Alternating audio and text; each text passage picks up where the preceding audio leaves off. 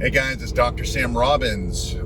This is take 2 of the video that I'm going to do today, which is about bringing up a lagging body part. I recorded it earlier on the way to the gym. I'm going back home right now.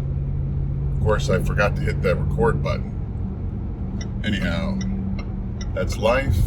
Life is full of mistakes, those that you learn from, and you hopefully don't repeat. All right, so today is about bringing up a lagging body part. Lagging body part is one that I call that's not as genetically gifted as your other body parts. For example, for me, my biceps are one of my better body parts. Granted, I consider my entire body one big lagging body part, but my biceps were definitely right from the beginning. They grew much better. Part of that is reason the insertion. It's like a longer muscle belly. That's one big genetic determinant that lets you know if you've got a good body part or a bad body part. It's how long the muscle belly is, the insertion and the origin.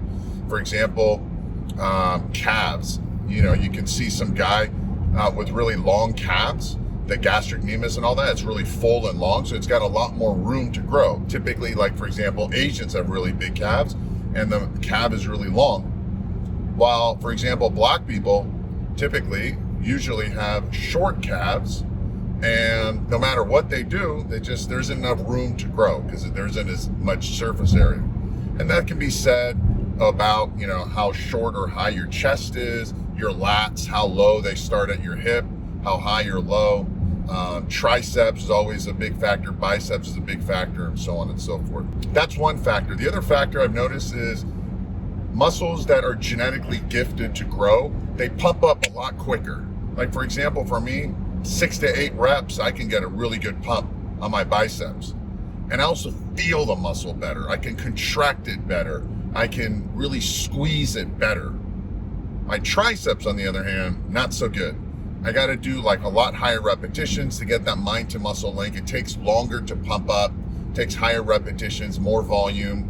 It takes longer to recover in between the sets. My biceps can go right back after just 1 minute.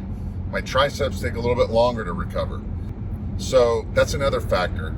That mind to muscle link, the origin, the insertion and origin of the muscle, how long it is, and how you feel it. So to bring up a lagging body part, try to make it work like the good body part.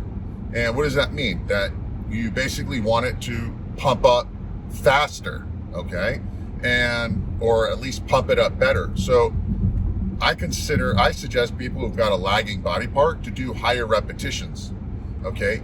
Feel the muscle. Also drop the weight, use lighter weight. Heavy weight does not equate to heavy muscle. It's heavy tension on the muscle.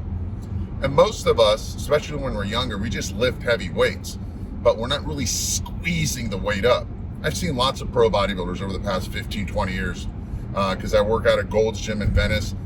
These guys are super big and strong, right? And yet they don't use nearly as much weight. I've seen pro bodybuilders there doing like dumbbell curls with like 40-pound dumbbells, right?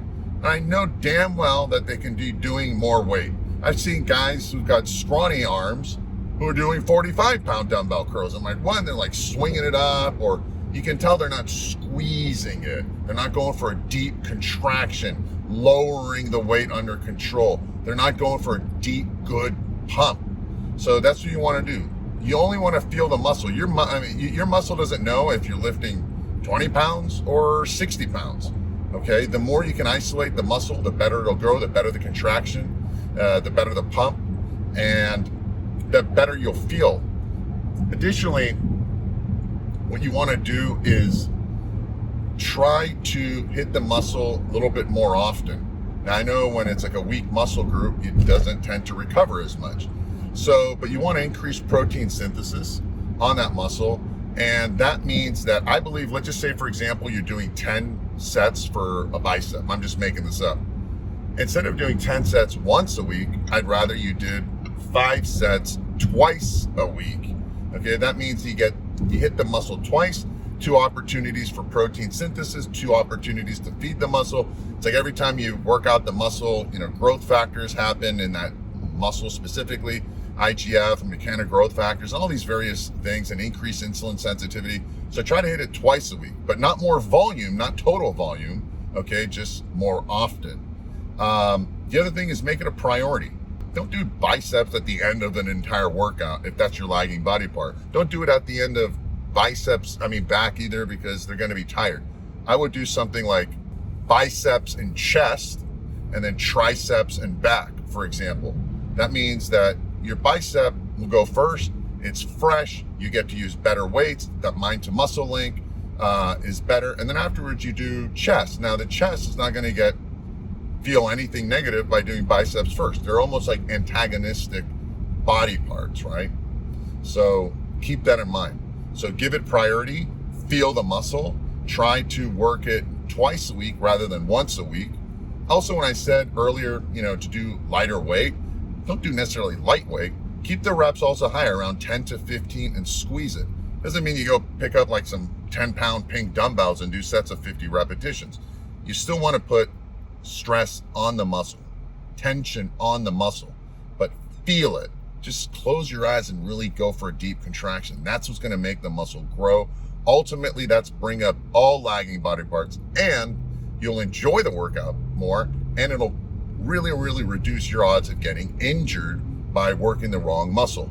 Also, do exercises that you feel. Don't do an exercise just because you're supposed to. I can't squat. No matter what I do when I squat, especially if I start lifting heavy weights, I feel it on my lower back and butt. That explains why I've got herniated discs. Or when I do barbell bench, I feel it all on my shoulders. So I do a lot more isolation for those muscle groups, okay? Cable crossovers or leg extensions and so forth.